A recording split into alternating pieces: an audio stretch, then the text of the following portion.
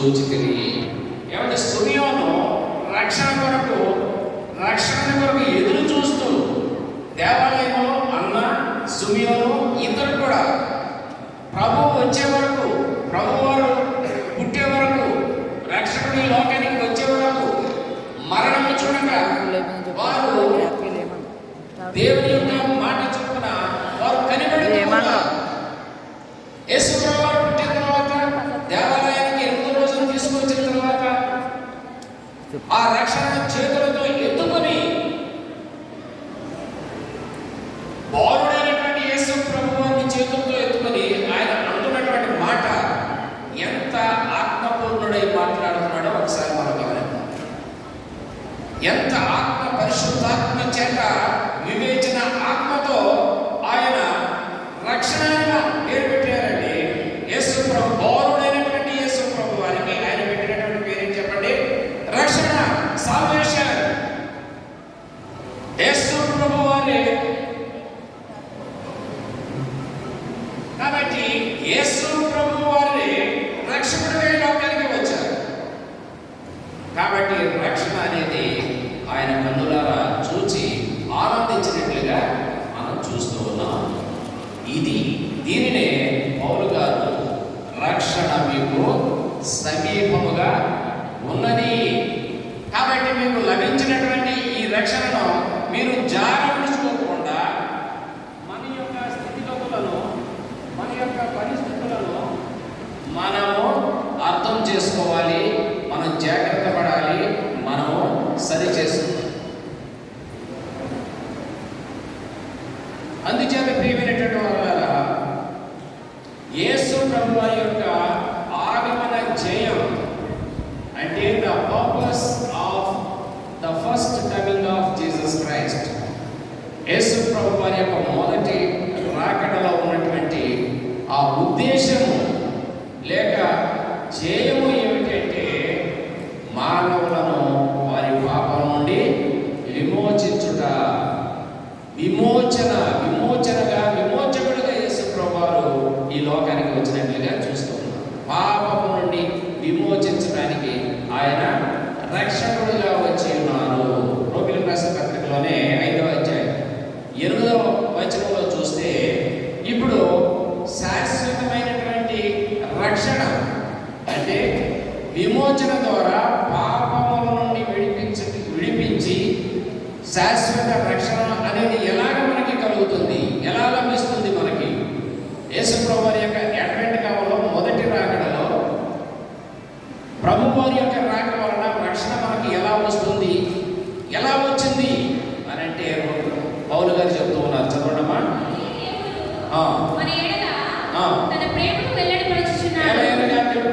తన ప్రేమను ఎలా వ్యక్తపరుస్తున్నాడో చూద్దాం.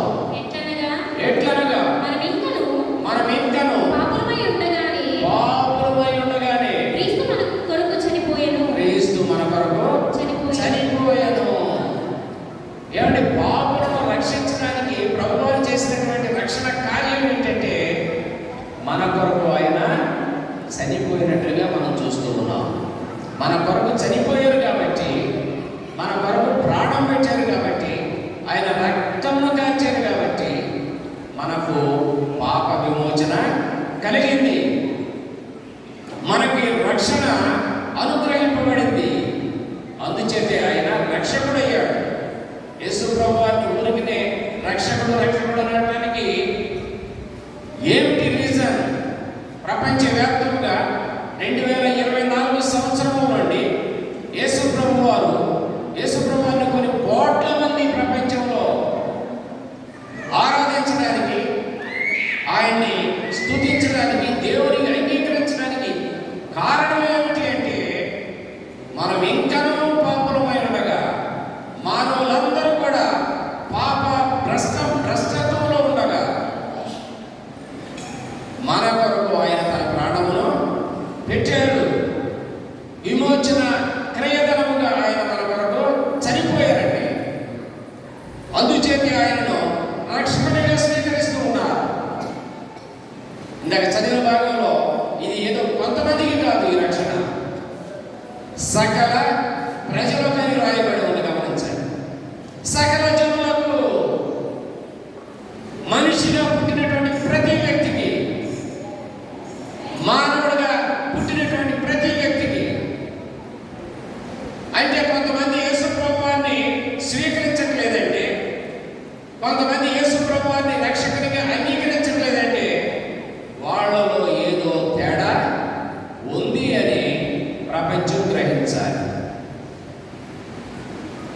ఒక దేవుడు పరలోకాన్ని విడిచిపెట్టి మానవునిగా అవతరించి మానవత్వం ధరించి పాపము లేనటువంటి పరిశుద్ధునిగా కన్య గర్భములో వెర్జిన్ భూమి అని చెప్తారు. వెర్జిన్ భూమి అంటే కన్యక గర్భము ధరించి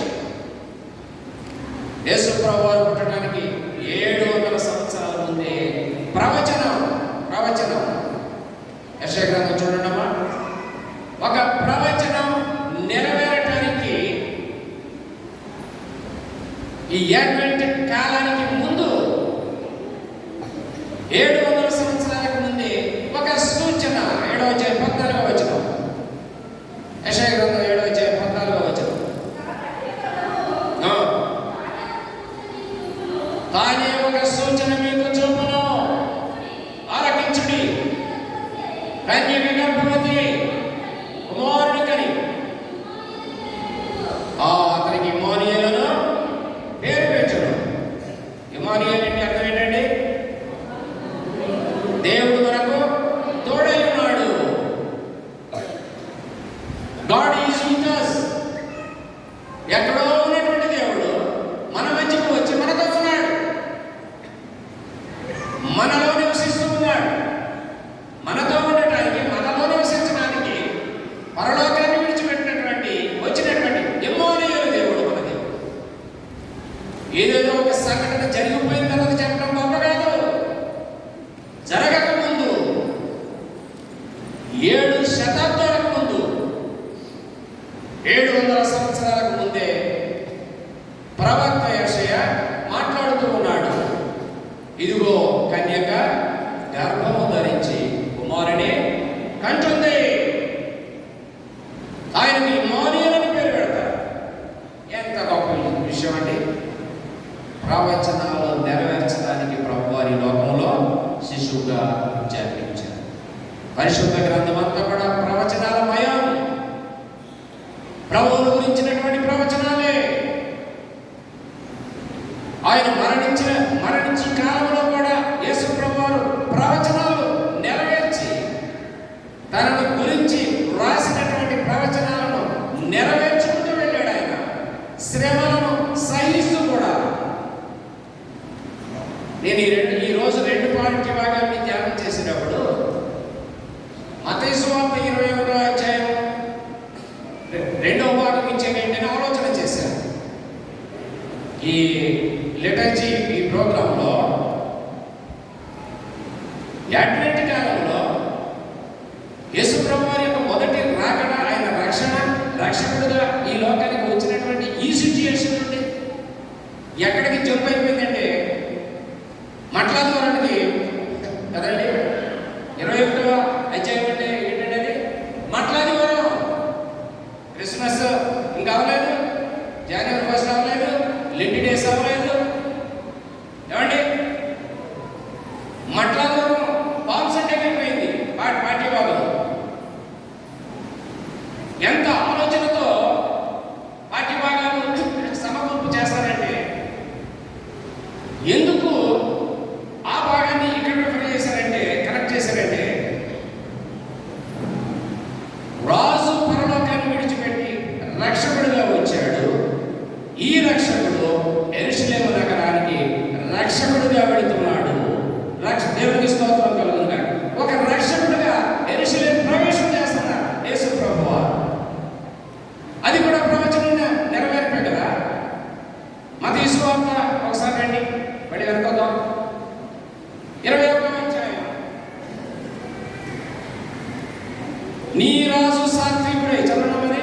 ఇదిగో నీ రాజు సాత్వికుడై గాడిదను బరాబరికి పశువు పిల్లనై చిన్న గాడిదను ఎక్కి యుద్ధం వచ్చుచున్నాడని సియోను కుమారుతో చెప్పుడి. చూడండి, ఇక్కడ గమనించండి. మనం పరిశుద్ధ గ్రంథం చదివేటప్పుడు ప్రతి మాట కూడా చాలా జాగ్రత్తగా గమనించాలి. నీ రాజు సాత్వికుడై, ఇదిగో నీ రాజు సాత్వికుడై. ఏమంటే రాజులకి సాత్వికం ఉంటుందా? రజోగుణం ఉంటుంది, రాజులకి పౌరుషం ఉంటుంది. రాజులు గాడి మీద వస్తారా? దేని మీద వస్తారా? చెప్పండి.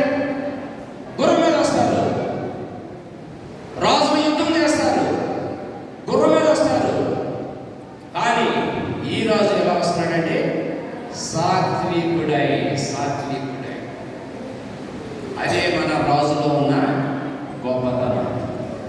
యేసు ప్రభు వారిలో ఉన్నటువంటి గొప్ప సుగుణం ఏంటంటే ఆయన మొదటి రాకడలో, ఫస్ట్ అడ్వెంట్లో ఆయన సాత్వికుడుగా ఈ లోకానికి వచ్చాడు. తను తగ్గించుకుని లోకానికి వచ్చాడు. జకర్య గ్రంథం 9వ అధ్యాయం 9వ వచనం చదువుతాం. దేవుడు ప్రవచనాలను ఎలా నెరవేరుస్తున్నాడో చూద్దాం. సియోను నివాసులారా బహుగా సంతోషించుడు, యెరూషలేము నివాసులారా ఉల్లాసంగా ఉండుడి. ఇది మీ రాజు, నీతిపరుడును, రక్షణ నిలవాడును, గాడిద పిల్లలకి మీ ఎద్దకు వచ్చుచున్నాడు. ఎంత అద్భుతమైనటువంటి ప్రవచనం అండి! ఆత్మపూర్ణులైనటువంటి ప్రవక్తలు జరగబోయేటటువంటి భవిష్యత్తులోనికి తొంగి చూచి కొన్ని శతాబ్దాలకు ముందుకు వెళ్ళిపోయి 700 సంవత్సరాలకు ముందుకు వెళ్ళిపోయి భవిష్యత్తులోనికి తొంగి చూచి అది వాస్తవంగా ఆ దృశ్యాన్ని కనులారా చూచినట్లుగా దేవుడు ప్రవచనాలు రాయించాడు. ప్రవచనాలు నెరవేర్చడానికే నేను వచ్చాను, కానీ వాటిని కొట్టివేయడానికి నేను రాలేదు. ధర్మశాస్త్రాన్ని నెరవేర్చడానికి, ప్రవచనాలు నెరవేర్చడానికి యేసు ప్రభువు లోకానికి వచ్చారు. కాబట్టి ఒక రాజు సాత్వికుడుగా యెరూషలేము నగరం ప్రవేశం చేస్తున్నాడండి. ఆయన ఆహ్వానించారు, ఒక రాజుగా ఆహ్వానించారు. యేసు ప్రభువుని ఎంత అద్భుతంగా ప్రజలు ఆహ్వానించారంటే, ఆయన వచ్చిన దగ్గరకంటే ఆ సియోను యెరూషలేము అనే మాటలు స్పష్టంగా రాయబడ్డాయి. ఆయన గురించి రాయబడ్డాయి, ప్లేస్ రాయబడింది, అంటే ఆ పట్టణం రాయబడింది. ఏ ప్రజలు ఉల్లసిస్తారో, సంతోషిస్తారో రాయబడింది, వారు ఏమి చేస్తారో రాయబడింది. ఎంత క్లారిటీ అడ్వెంట్కు ముందే పరిశుద్ధాత్మ దేవుడు ఇవ్వడం జరిగింది. గమనించండి, ఇది పామ్ సండే రోజుని తర్వాత చెప్పుకునేటటువంటి విషయం. దీంట్లో ఉన్న కొన్ని విషయాలు మాత్రం నేను చెప్పి మరలా వెనక్కి వెళతాను. చూడండి, వాడు చేసినటువంటి పని చూడండి. బట్టలు దారి పొడుగున పరచిరి. బట్టలు అనేవి హృదయానికి సూచనండి. పరిశుద్ధ గ్రంథంలో ఎక్కడైనా సరే దుస్తులు, వస్త్రములు, బట్టలు అని రాయబడితే గార్మెంట్స్ అవి హృదయానికి సూచనగా ఉంటాయి. యోవేలు గ్రంథంలో ప్రవక్త ఒక మాట అంటాడు, వాళ్ళ గురించి హెచ్చరిస్తూ వారితో మాట్లాడుతూ, మీరు విలపించండి, రోధించండి, కన్నీరు కార్చండి, ఏడవండి, మీ పిల్లల కొరకు ఏడవండి, మీ దుష్టుల యొక్క కన్నీరు కార్చండి, విలపించండి. దేవుడు ఉగ్ర రూపంతో రాబోతూ ఉన్నాడు అని చెబుతూ 2వ అధ్యాయం 13వ వచనం నుంచి ఒకసారి, మీ వస్త్రములను కాక మీ హృదయములను చింపుకొనుడి. అమ్మా, ఆయన తట్టు తిరుగుడి. కాబట్టి ప్రవక్త చెప్తున్న మాట ఏమి చింపుకోమంటున్నాడంటే వస్త్రాలు కాదు. ఏంటిని చింపుకోవాలండి? హృదయాలను చింపుకోండి. పాత నిబంధన కాలంలో ప్రధాన యాజకులు, లేకపోతే శాస్త్రులు, లేకపోతే ఈ మత పెద్దలు చేసే పని ఏంటంటే 4 రోడ్ల మధ్యలో నిలబడి వాళ్ళు ప్రబోధాలు చేస్తూ, ఈ యొక్క సందేశాలు ఇస్తూ, ఏదైనా ఒక విషయం వచ్చినప్పటికీ వాళ్ళు ఏం చేస్తారు, వాళ్ళు వేసుకున్నటువంటి నిలువు రంగులు పట్టుకుని వాళ్ళు ఇలా చింపేస్తారట. అంటే అపచారం అయిపోయింది అని వేషధారణ జీవితంతో వాళ్ళ వస్త్రాలని చింపుకోవడం వాళ్ళకి అలవాటు. దాని వెనక ఇంకోటి ఉంది. ఆ అంగీలు ఈ టైలర్స్కి తెలుసు, పెద్ద కుట్టు అంటారు. పెద్ద కుట్టు దూరంగా వేసేటటువంటి కుట్టు. మళ్ళీ దాన్ని త్వరగా ఓపెన్ చేసేయాలంటే ఏం చేస్తారంటే పెద్ద కుట్టేస్తారు, దూరం కుట్టేస్తారు. ఆ పాదాన్ని అడ్జస్ట్మెంట్ చేసి కుడితే దూరంగా పడుతుంది. ఎందుకంటే మా ఇంట్లో మిషన్ అయితే మా అన్న మిషన్ ఎవరికైనా వాళ్ళకి తెలుసు. అది మళ్ళీ వాళ్ళు కూడా వాళ్ళ నిలువుటంగీలు అటువంటి రీతిలో గుర్తించుకుని వేసుకుని వచ్చి ప్రజల ముందు నిలబడి ప్రజలు ఏదైనా సరే ఒక విషయంలో అపచారం జరిగిపోయిందని అనడానికి వీళ్ళు చాలా బాధపడిపోతున్నట్లుగా వెంటనే ఏం చేస్తారండి, వాళ్ళు వాళ్ళ వస్త్రాల్ని ఇలా చింపేసుకుంటారు. అయ్యి బాబు మత పెద్దగారు లేకపోతే యాజకులు ఎలాగా ఎంత త్యాగం చేసి వస్త్రాలు చింపేసుకున్నారు అని ఇంటికి వెళ్ళిపోయిన తర్వాత డ్రెస్ ఇస్తే మళ్ళీ బట్టలేం జరగల, గుడ్డు మాత్రం ఊడిందంతే. గుడ్డు మాత్రం ఊడిందంతే. మళ్ళీ టైలర్ మామూలుగా చక్కగా దాన్ని మళ్ళీ రెడీ చేస్తున్నారు. ఈ వేషధారణ జీవితం. దాన్ని పురస్కరించుకుని ఏమన్నాడంటే ప్రవక్త, మీ వస్త్రాలను చింపుకోవడం కాదు, నిజమైన పశ్చాత్తాపం ఎక్కడ కలగాలంటే హృదయంలో కలగాలి. హృదయంలో ఉండాలి నిజమైన పశ్చాత్తాపం. కాబట్టి వస్త్రాలను కాదు, హృదయాలు చెప్పుకోండి. అది దేవుడు వినేటటువంటి విషయం. ఇక్కడ ప్రజలు చేస్తున్నటువంటి పని ఏంటంటే, వాడు బట్టలు ఏం చేశారంటే దారి పొడుగునా పరిచారు. అంటే దాని అర్థం వాళ్ళ హృదయాలను పరిచారని అర్థం. అంటే హృదయపూర్వకముగా యేసు ప్రభువాన్ని యెరూషలేముకు ఆహ్వానించారు. వాళ్ళ నిండు హృదయంతో, నిండు మనసుతో, భయభక్తులు కలిగి యేసు ప్రభువాన్ని గుర్తించి రికగ్నైజ్ చేసి, ఈయన రక్షకుడు, ఈయన రాబోయే రాజు, ఈ లోకాన్ని ఏలబోయేటటువంటి ఒక గొప్ప చక్రవర్తి, 1000 ఏళ్ల పరిపాలనలో ఈ లోకాన్ని పరిపాలించేటటువంటి మహారాజు ఈయన అని ఆత్మలో గుర్తెరిగి వాళ్ళు ఏం చేస్తున్నారంటే వారి వేసుకున్నటువంటి బట్టలను తీసి దారి పొడవునా పరిచినట్లుగా మనం చూస్తూ ఉన్నాం. కాబట్టి ఒక రాజును ఆహ్వానించినట్లుగా.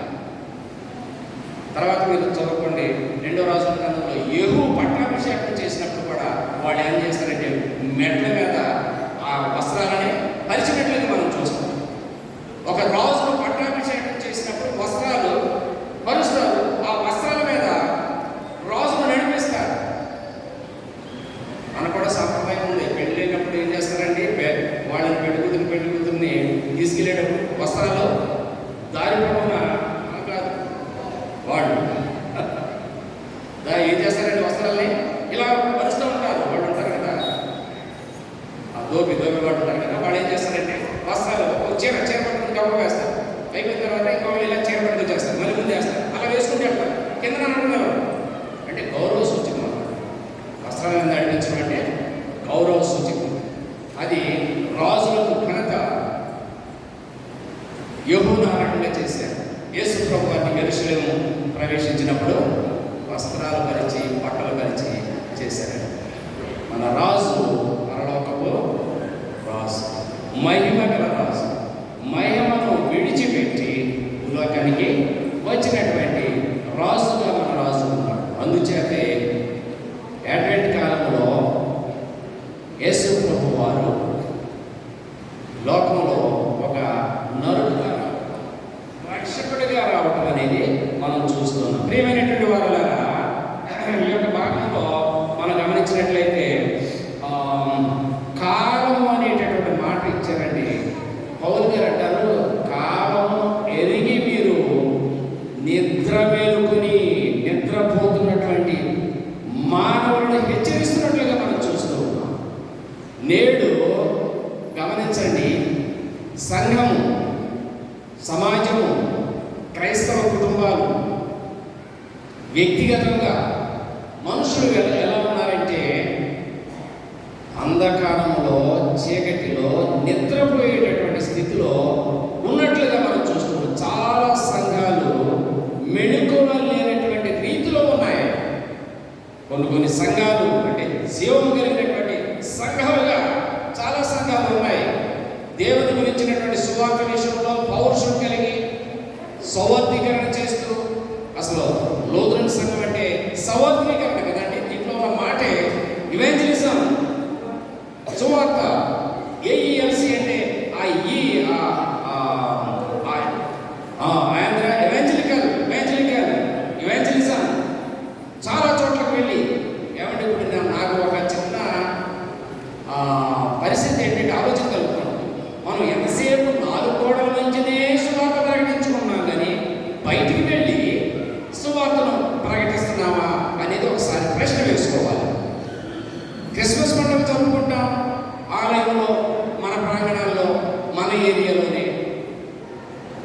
చెప్పినటువంటి వారికే సువార్త, విన్నటువంటి వారికే వాక్యం. ఒక భక్తుడు ఒక మాట అంటాడు,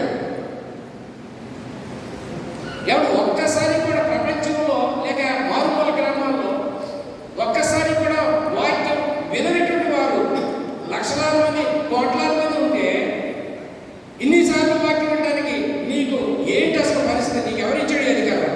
భక్తుడు, how dare you are to listen to the word of God many times when there are many souls perishing. అనేక ఆత్మలు నశించిపోతూ ఒక్కసారి కూడా వాక్యం విన్నటువంటి అనేక ప్రాంతాలు ఉంటే ఇన్నిసార్లు వాక్యం వినడం? బయటికి వెళ్ళవా? వెళ్ళి ప్రకటించవా వాక్యాన్ని? ఎవరి జీవితకాలం అంతా కూడా కూర్చుని వాక్యం వింటనేనా? ఒకసారి ఆలోచించేద్దాం. ఎప్పుడు లిజనర్స్నేనా? లిజనింగేనా? ఈ ప్రీచింగ్ మనం చేయలేమా?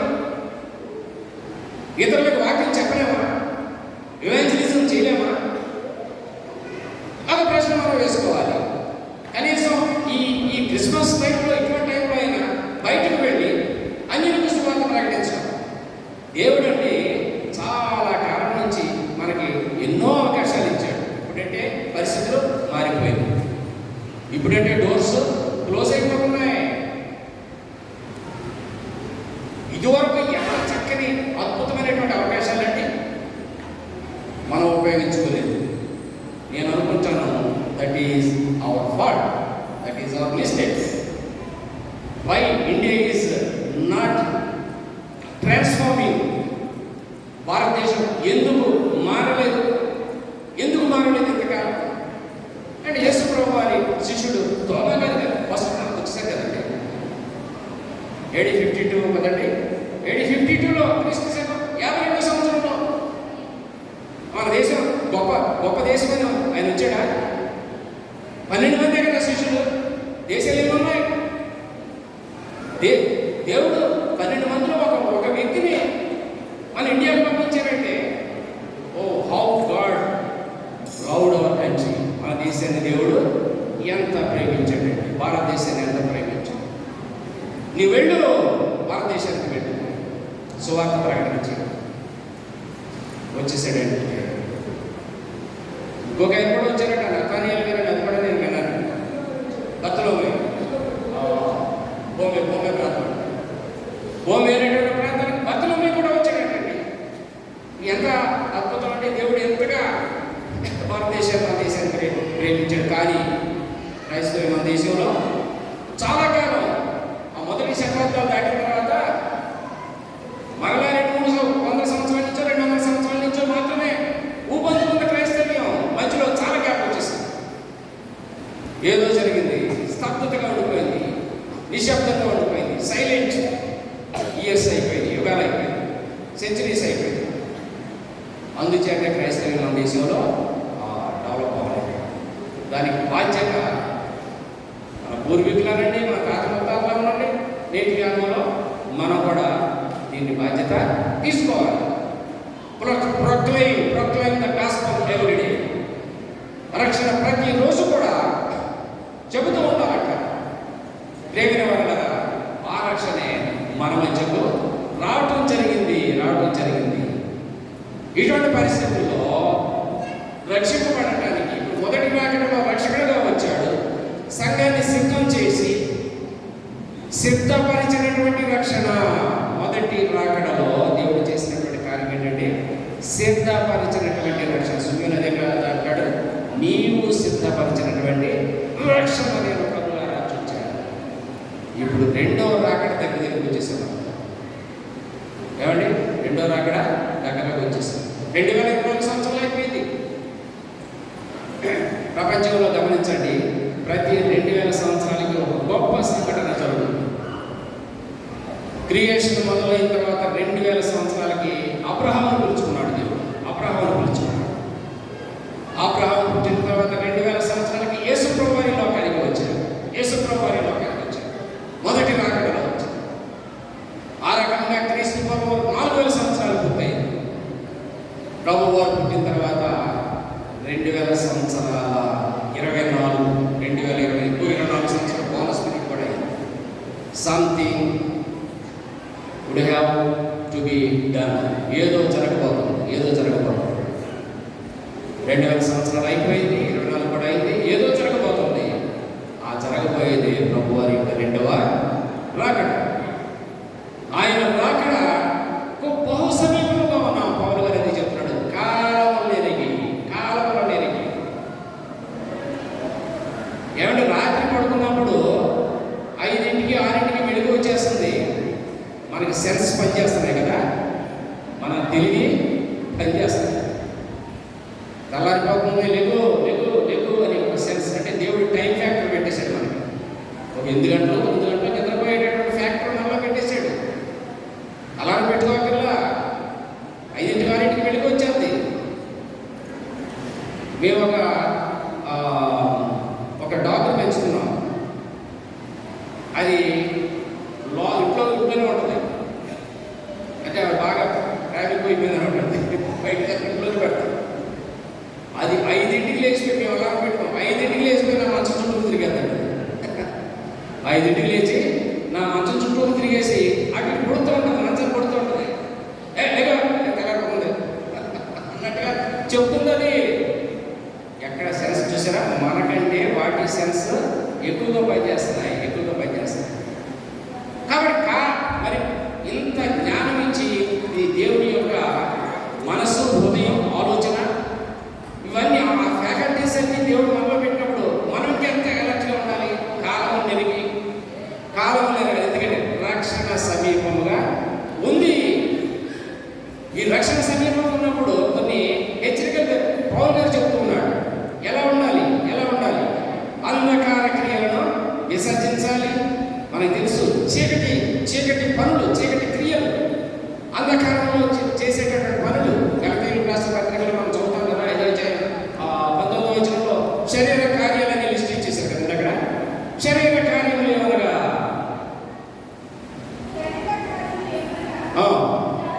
జాగ్రత్తము, అపవిత్రత, కామతత్వము, విగ్రహారాధన, అవిచారము, దేశములు, మత్సరములు, క్రోధములు, కక్షలు, అసూయలు, అల్లరితో కూడిన ఆటపాటలు. ఇవన్నీ ఏంటంటే శరీర కార్యాలు, అంధకార క్రియలు. ఇవన్నీ పగలు చేయరు. ఎప్పుడు చేస్తారంటే రాత్రులు చేసేటటువంటి పనులు, చీకటిలో చేసేటటువంటి పనులు. ఇవే అంధకార క్రియలు, శరీర కార్యాలు. కాబట్టి ఈ శరీర కార్యాలని విసర్జించండి. పౌలు గారు చెప్తున్నమాట, విసర్జించండి. తర్వాత ఏం చేయాలంటే తేజో సంబంధమైన యుద్ధోపకరణములను ధరించుకుందాము. ఎవడి చీకటిని పాల్గొనాలంటే వెలుగు రావాలి. రూమ్లోకి వెళ్ళిన తర్వాత తలుపు తీసినంటే స్విచ్ ఆన్ చేస్తాం. ఏమొస్తుంది? అప్పుడు వెలుగు వస్తుంది. అప్పటి వరకు ఏముంటుంది? చీకటి ఉంటుంది. లైట్ వేసినట్టే, స్విచ్ వేసినట్టే లైట్ వెలుగుని చీకటి ఎక్కడికి వెళ్ళిపోతాం తెలియదు. మళ్ళీ స్విచ్ ఆన్ చేస్తే అక్కడికి వెళ్ళిపోయి చీకటి వచ్చేది. అక్కడ దాగుతున్నాం కూడా చీకటి మళ్ళీ వచ్చేసింది. విశ్వాస జీవితంలో కూడా చీకటి, వెలుగు, అంధకార క్రియలను విసర్జిస్తే అప్పుడు తేజోవంతమైనటువంటి యుద్ధోపకరణాలు ధరించుకుంటాం. మనం యుద్ధోపకరణాలు, యుద్ధం ఉపకరణం అంటే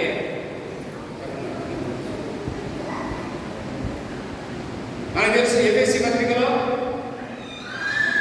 పౌలు గారు చెప్తారు, అంటే కవచం, ఒక కవచం, సర్వాంగ కవచం. దేవుడు వచ్చి సర్వాంగ కవచం ధరించుకున్నాడు. చూడండి, ఒక లిస్ట్ ఉంది అక్కడ. ఇంకొక లిస్ట్ చూసి అంధకార క్రియల లిస్ట్ మనం జాగ్రత్తగా చూసాం. ఇప్పుడు తేజో సంబంధమైనటువంటి యుద్ధోపకరణాలు ఒక లిస్ట్ ఇక్కడ ఇస్తున్నాడు ఆయన. సత్యమును దట్టి, ద బెల్ట్ ఆఫ్ ట్రూత్ అన్నాడు. బెల్ట్ ఆఫ్ ట్రూత్, నీతి నీతి అను మహిమను తొడుక్కోవాలి. పాదములకు సమాధానం అనే జోడు, సిద్ధ మనసు అనేటటువంటి జోడు. ఎంతగా అనుకున్నది పాదములకు సువార్త వలన కదా, సమాధాన సువార్త వలన అనేటువంటి జోడు, సిద్ధ మనసు అనే జోడు. అంటే we must be ready to proclaim the gospel. సమాధాన సువార్త అంటే మనం అన్యులకు ఎప్పుడు కూడా సమాధాన సువార్త చెప్పాలి. అన్యులు రక్షణ పొందాలంటే ఏం చెప్పాలంటే సమాధాన సువార్త చెప్పాలి. పీస్ఫుల్ గాస్పెల్ చెప్పాలి. నేను చెరుకోట స్కూల్లో పనిచేస్తున్నప్పుడు ప్రతి క్రిస్మస్కి స్టాఫ్కి ట్రీట్ ఇస్తూ ఉంటాడు. అది మంచి సమయం, మనం క్రిస్మస్ మాటలు చెప్పడానికి అది మంచి సమయం. అప్పుడు నేను చక్కగా ఇచ్చి, మా క్రిస్టియన్స్ వాళ్ళు 5 ఉంటారు అన్నాడు, వాడికి చక్కగా టీపాక్ చేస్తాను మంచిగా. అప్పుడు చెప్తాను, స్వీట్ తింటే చక్కగా వింటారు కదా. సమాధాన సువార్త అప్పుడు చెప్పాలి. సాధారణంగా నేనే మాట్లాడతాను, నేనే చెప్తున్నాను. ఒక మూర్తి అని ఒక బాగా అసలు వెండు ఎవరి మాట వెండు చెప్పేసిన తర్వాత అంతా విన్న తర్వాత లేచి, మాస్టర్ ఇలా చెప్తే ఎందుకు వినవాడమేమో ఏంటంటే చెప్తారండి, రకరకాలుగా చెప్పేస్తారండి, మమ్మల్ని నచ్చబెడతారండి, మమ్మల్ని ఒక రకంగా చెప్పేస్తారండి. ఇలా చెప్తే ఎందుకు వినో మాస్టర్ చక్కగా చెప్పారు, ఒక మాట అన్నాడు, చాలా కదా మాట్లాడాలి అంటే ఈ వాక్యం ఆయన హృదయంలోకి వెళ్ళింది.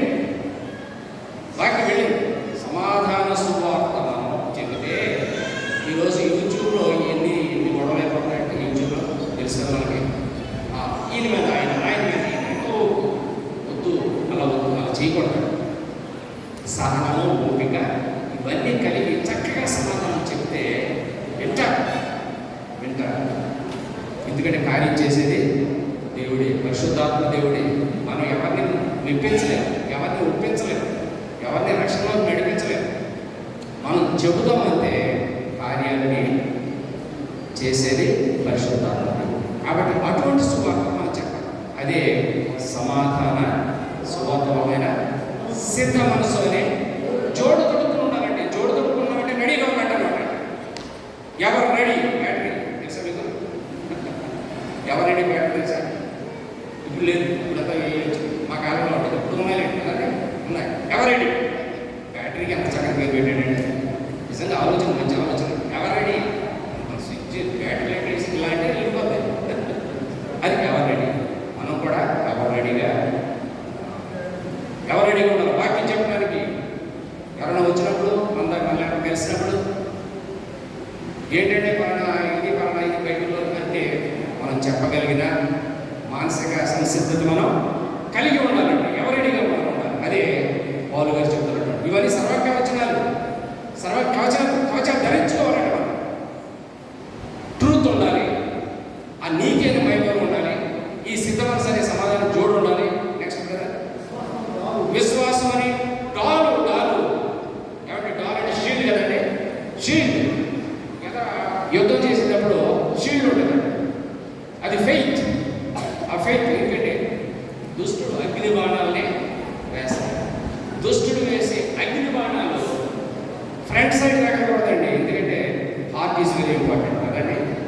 Heart is very important. ఎందుకు ఇక్కడ సైనికులు పెట్టుకుంటారంటే శరీరంలో ఎక్కడ దెబ్బ తగిలినా పర్లేదు, కాలు ఇరిగిపోయినా చెయ్యి ఇరిగిపోయినా ఏదైనా పర్లేదు. బాణం వచ్చి తుపాకి వచ్చి గుండెలో దూసిపోయింది అనుకోండి, బతుకుతారా? బ్రతకరు. అంచేత ఈ పార్ట్ అంతా కూడా, ఫ్రంట్ పార్ట్ అంతా కూడా షీల్డ్ పెట్టుకుంటారు. అది విశ్వాసం ఉంటేనే.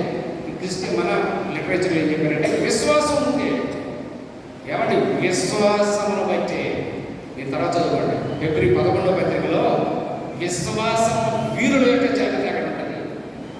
విశ్వాసం బట్టి అబ్రహాం ఎలా చేశాడు, విశ్వాసం బట్టి మోషే ఎలా చేశాడు, విశ్వాసం బట్టి హనోకు. విశ్వాసం లేకుండా దేవునికి ఇష్టడై ఉండట అసాధ్యం. It is impossible. కాబట్టి విశ్వాసానికి డాలుతో పోల్చారండి. ఎస్, మనం నెక్స్ట్ ఉంటుంది రక్షణలో శిరస్త్రాన్ని యాక్సిడెంట్ అయినా సరే హెల్మెట్ ఉంటే మనిషి బతుకుతాడు. తర్వాత దేవుని వాక్యం అనే కట్ట మన చేతిలో ఎప్పుడు కూడా దేవుని వాక్యం అనే